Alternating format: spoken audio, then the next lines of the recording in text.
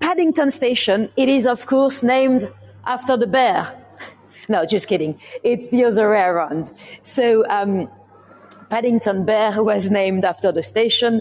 And I'm not gonna go inside the station because officially you're not really meant to stream. But we've got quite a few representation of Paddington inside the station. Let me show you a couple of photos in the chat. So you have a statue, you have a bench. There was a statue just behind me there under the bridge until a few weeks ago, but they've removed it because it was part of a special Paddington trail. And today, as we go towards Little Venice, I wanted to tell you a bit more about Paddington, really, because in the last few months, it has an interesting development, really, in the Paddington story. Paddington has now become a very unlikely royal mascot. You might have seen with the Queen's passing, there were thousands of Paddington bears deposited in front of Buckingham Palace, in Green Park, in Hyde Park. And not only Paddington bears, but also marmalade sandwiches, which I thought was quite cool because then it fed the foxes and the squirrels, and at least it's not bad for the environment. So for the ones that don't know, Paddington, he always has a marmalade sandwich with him. And he did a little video, of course, with Her Majesty Queen Elizabeth II before the, let me show you a photo, before the Jubilee. And the Queen, that must have been really hard for the Queen because she had to play with an actor that didn't exist, because of course, well, I'm sorry to let you know, but Paddington is not real. And the Queen got out a marmalade sandwich out of her handbag. So very funny little clip. So after the Queen's passing, some people brought marmalade sandwiches in front of the royal palaces, which I think was cute. By the way, marmalade, if you are from the United States or anywhere really away from England, you might think that marmalade is disgusting. And it is because they don't use the right oranges. The marmalade in Britain is made with Seville oranges. I don't know if you've ever been to Sevilla. You've got those bitter oranges that are growing everywhere. And they're actually disgusting when you don't cook them. I remember being then the tour guide. I took a tour and he was like, don't try them, they're disgusting. And if you tell me not to try something, obviously I'm going to try, right? So I picked one up and tried, and it was indeed not nice at all. But once they cook them and make the marmalade, it's actually, well, I don't like marmalade myself, but once they do it, it's actually, it's quite nice. But if you buy marmalade abroad, often it's made with normal oranges and it's very different. It's, by the way, marmalade, you might know, of course, Lady Marmalade. I think she's meant to be a sex worker in New Orleans. But the original Lady Marmalade, I don't know if you guys know, but it's actually Mary Queen of Scots. Mary Queen of Scots, she was, you might know, she grew up in France. She was the Queen of Scotland, of course, but she was meant to marry the Dauphin, the French prince.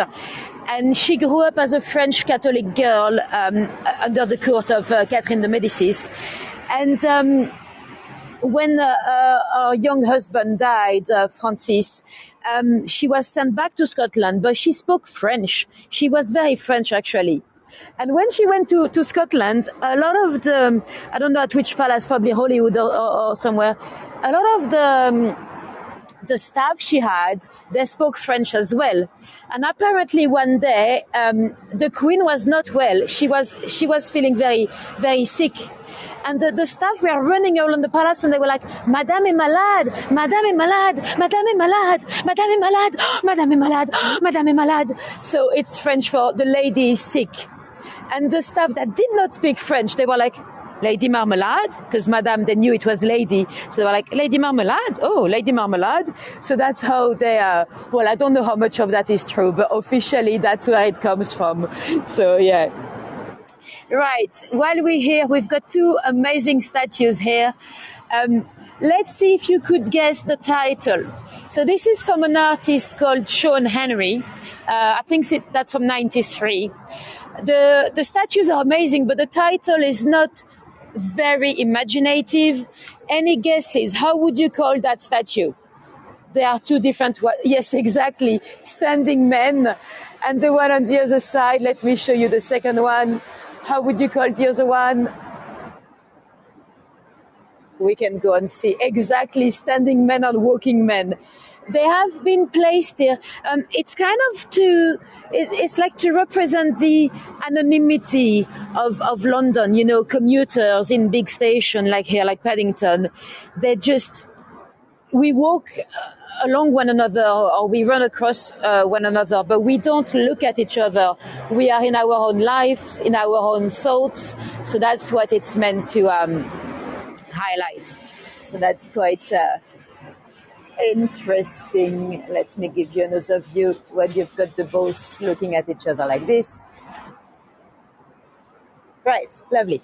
Let's go towards Little Venice. So yeah, to come back to Paddington, Christopher Bond, the gentleman that wrote Paddington, is actually born the same year as Queen Elizabeth in 1926.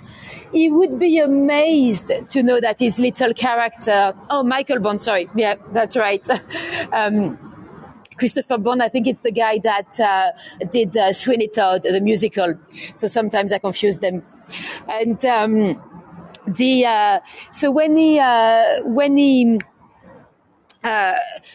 he was always, you know, kind of the same generation as the Queen. He actually was at the Queen's coronation. At the time, he worked for the BBC as a camera crew.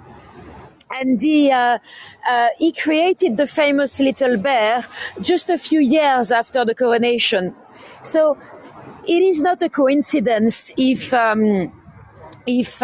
they choose Paddington to play with the Queen in this little clip before the Jubilee.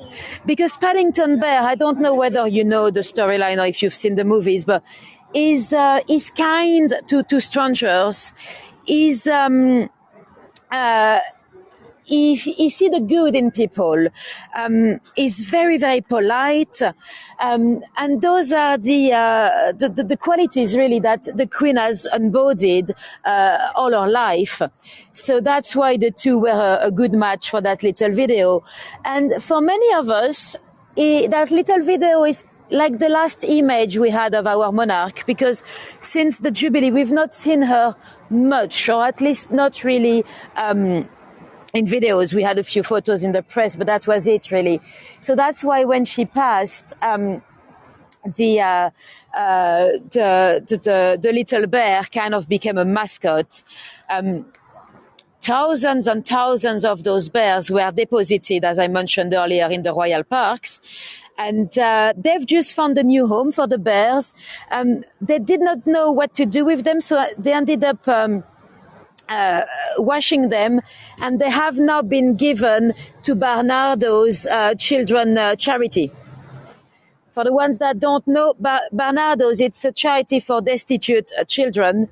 It is very old. It was created in Victorian times, and Queen Elizabeth II used to be the patron of the charity. The working royals, they do a lot of charity work, and in 2016 she gave the job to Camilla. So Camilla is now helping out with Barnardo's, and all those little Paddington bears, over 1,000 of them, have been gifted to Barnardo's. Yes, Brenda, those are houseboats, yeah, narrow boats where you can live on. And Barnardo's charity, by the way, I will tell you a bit more about that very soon. I'm doing a new tour in Tower of Hamlet Cemetery. It's called Tales from the Grave, Tragedies of the East End. Barnardo was an amazing man from Cork in Ireland. And he came to London to train as a doctor. He wanted to work as a missionary in China. But when he witnessed poverty in London, there were a lot of orphans in London. And he had to stay. He decided to stay in London and help. So he created an amazing charity that helped those children that were on the street. He created an orphanage. And actually, there was one particular event when he went to the fish market in Billingsgate. There were a lot of little orphans there begging on the street and sleeping on the streets. And he approached a few of them to offer them a home in his new orphanage. But there were like 70 on the street and he had only 5 spots. And one boy ran after him, was like, "Me, sir, me too, sir, me."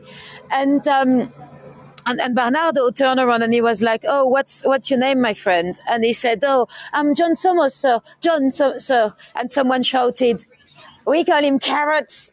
And he said, "Well, Carrots, I don't have any spots for you this week, but be here next week. I'll come and get you. I'll get you a spot next week." And a few days later, the boy was found dead in the market behind a stack of sugar. I don't know why they sell sugar in a fish market. But yeah, that really broke Bernardo's heart, and then he really wanted to make sure that no children were ever turned on from his orphanage. So amazing charity, and I'm glad to know that all those bears have gone to Bernardo's now. I couldn't think of a better place for them to go. By the way, Michael Bond is actually buried around here in Paddington Old Cemetery. Maybe I should go and take a look. Maybe there's enough for a tour material there. Who knows? And talking about Paddington, Paddington 2 has actually been filmed in here. Let me show you a couple of screenshots from the movie. The Paddington movies, by the way, they are actually French. I know it's set in London with a lot of British actors like Hugh Grant, but it's a French production. Well, it's a partnership really, but yeah. Right. So here we are in Little Venice. So Little Venice is basically the junction between the Regent Canal, which is right behind the island there, and the Grand Union Canal. The Grand Union Canal was completed in 1801, and in 1810 the two were joined here. So it's basically the junction between 3 arms of canals. It got its name from, it could be from Lord Byron, the poet, and also from Robert Browning, the poet as well. We don't really know which of them came up with the name first. It probably is Browning. The island is called Browning Island, by the way, after the poet. We don't know, but the name really stuck with the estate agents, really, because, it sounds very sexy, like, oh, we have a 2-bedroom flat in Little Venice. When really it is absolutely stunning, but there are a lot of different areas of the canal that are actually beautiful. We are lucky, we've got quite a few canals around London, and we can walk along most of them. So Little Venice has a very nice name, but we have a lot of... Yeah, exactly, Trish. You can take a boat from here, one of those narrow boats, and go all the way along the Regent's Canal, all the way to Camden, and you go past the London Zoo. You don't see much animals. You might be lucky to see a few hyenas, because they have their cages right next to the canal. But yeah. And those boats are called narrow boats, not barges. People often call them barges, but the barges are actually a bit larger. And someone was asking earlier, do they live on the boat? Laughing at the tourist, yes. They live on their boat, but to live here in Little Venice all year long, you have to pay quite a lot for the mooring. To give you an idea, it's probably about 1,000 a month if you want to stay. Otherwise, if you are on a cruising license, you can moor here, but no longer than 7 days. In the rest of London, it's 2 weeks. If you are on a cruising license, it's about 500 a year, but you have to keep moving. And you have to do, I think it's 22 miles in a year. And it's not like if you could go and come back, you have to keep on going one way. So it is a life that is sometimes not that convenient, because you often end up in some very remote parts of London, really. If you have to commute to work, a lot of them cycle, but yeah, sometimes you could end up quite far away from Central.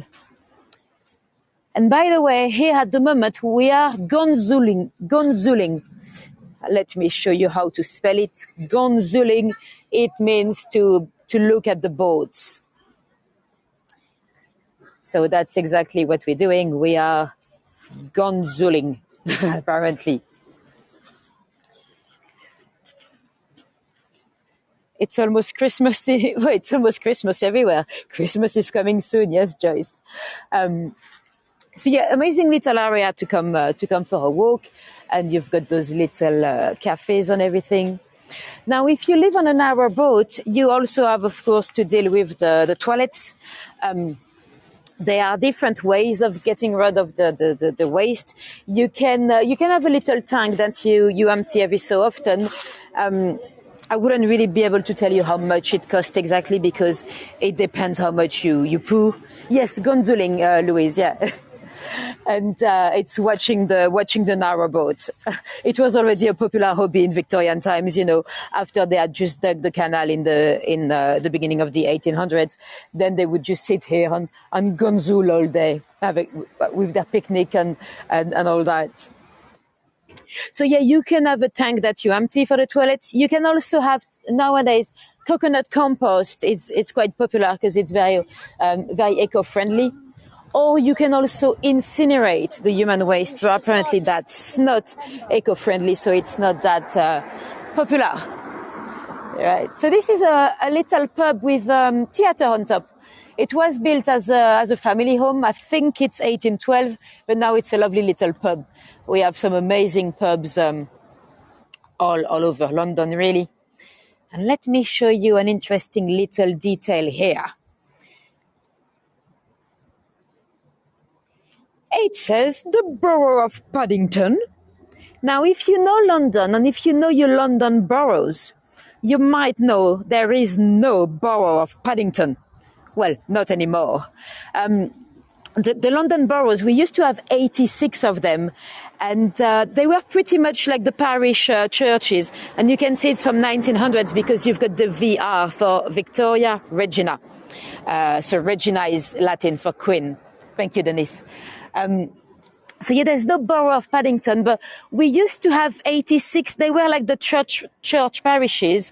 And it was a bit complicated to manage because you may have the school in one borough, the library in another. So in 1965, they decided to reduce that number to 32. So it was a massive puzzle to bring all those boroughs together. And apparently it was very tricky because some boroughs did not want to be merged together because some were very different with different population. Some might be like Labour voting and another one Tory voting.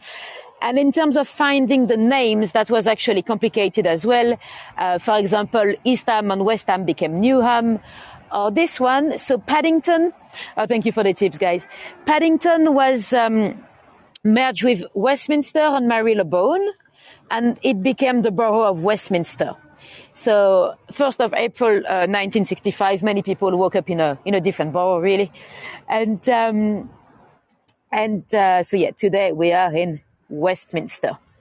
Let's go back down the canal side, and I'll tell you about another interesting gentleman that has lived here in Little Venice. His name is Sigmund Freud. So, of course, Freud, you might have heard of him as the father of psychoanalysis. He grew up in Austria, and that's where he lived most of his life. So Freud is a very interesting character. He was a child prodigy. I think he spoke 8 languages, and he was in high school at the age of 9. So very smart kid, really.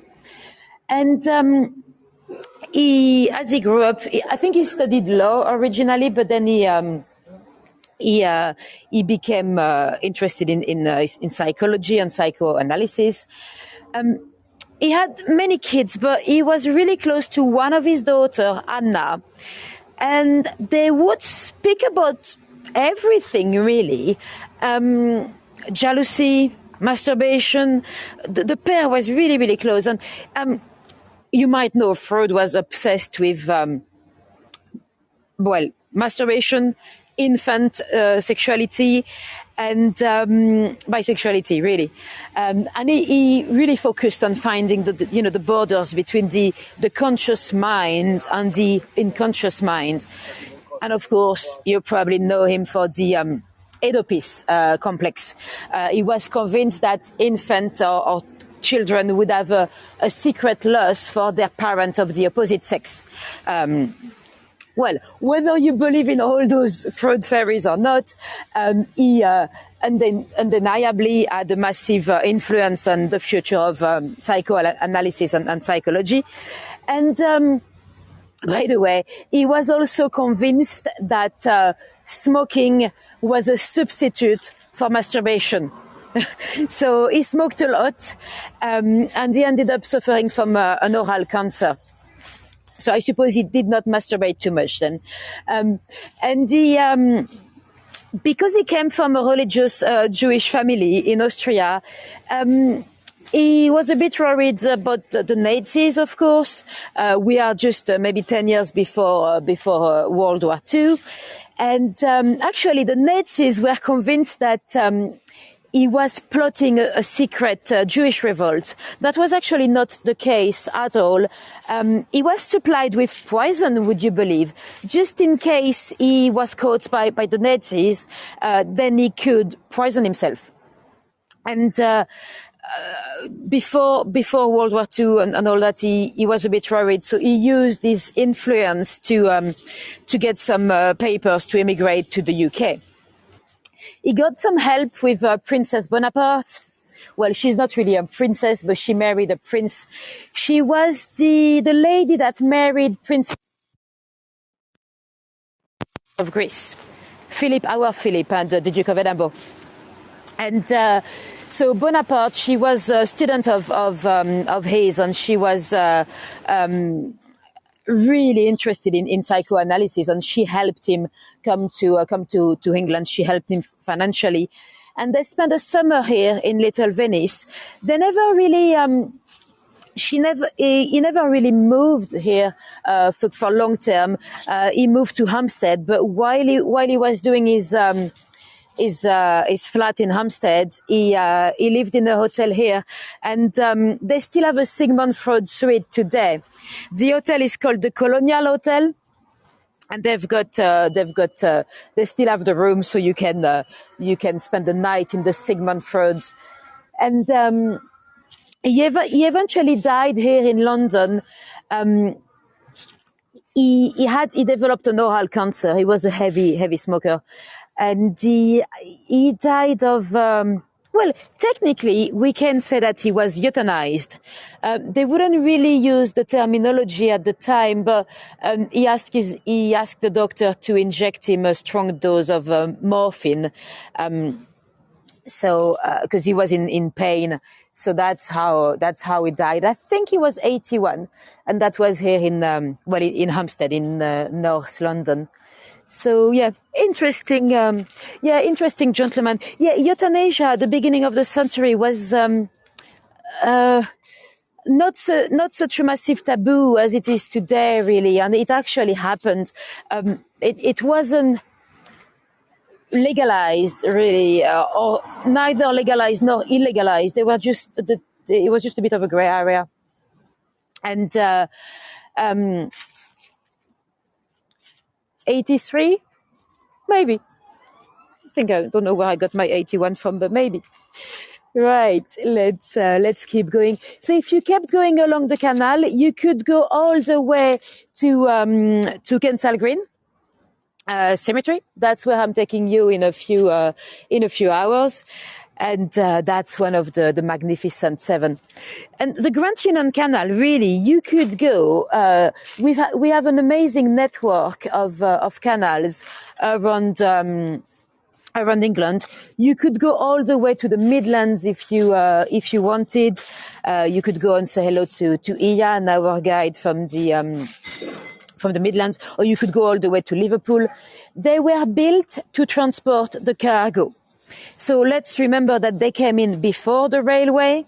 So they At the time, the only other option to transport the cargo was to stick it on the back of a horse.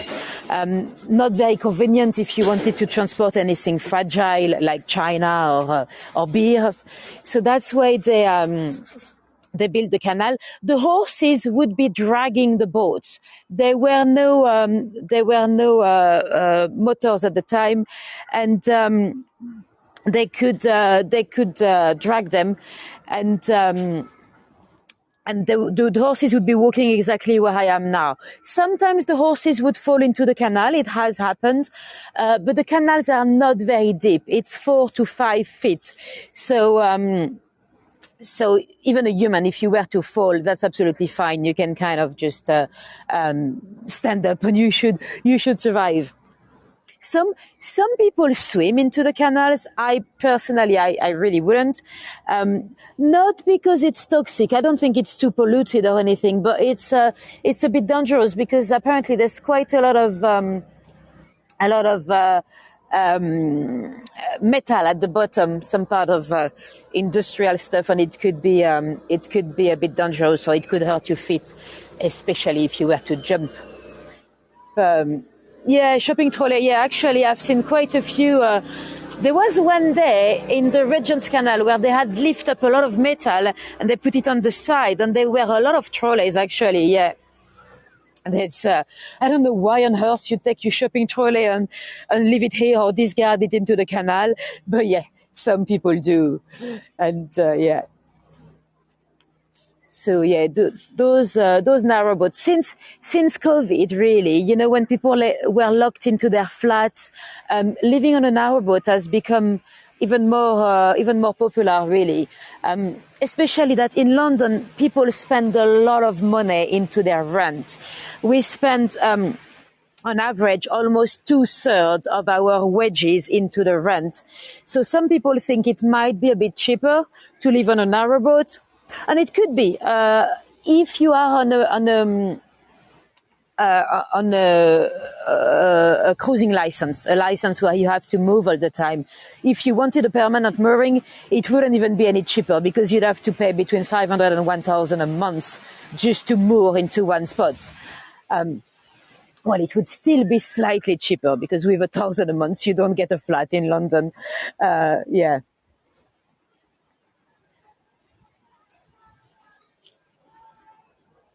You'd love to see inside some of this. Well, I don't really know anyone living on a narrowboat anymore. I used to have one friend. I could message him maybe. I used to have one friend that lived on a narrowboat. He was working with me as a guide on top of a football stadium. And he used to come to work with his dirty fingers, black fingers, because he used to have to deal with coal in the morning because they are being heated with coal. But I don't know him that well to be like, hey, can I stream your house? Especially knowing the guy, I think he might be a bit messy. So I don't think it's probably not the most convenient place to stream. Apparently, when you move on a narrowboat, on average, you keep about 5% of your belongings. It's a bit like moving into a van, really. You know, like I've got some friends that want to move into a van. I don't know how they're going to do because they've got so much stuff. So yeah, you have to kind of be ready to just have a massive cleanup and get rid of most of your belongings, really. I love it at this time of the year as well, in the autumn, with the leaves falling all over the path. Oh, you've been on a holiday on a narrowboat. Oh, nice. Lovely. Right. We'll stop around here because after that it's always the same, really. Right, guys, that's going to be the end of the tour. Let me know if you have any questions for me, if there's anything I did not answer through the tour. And I'll show you my face again. Thank you very much for coming today. And if you want to see a bit more of me, in about 2 hours, I'm taking you to Kensal Green Cemetery. So that's one of the Magnificent Seven. We'll talk about some of the fascinating people that that lived no, not lived, they don't live there, they're resting there, they don't live there. And thank you, Tish, perfect timing. And if you are new to me, you might want to follow my channel. There should be a little button somewhere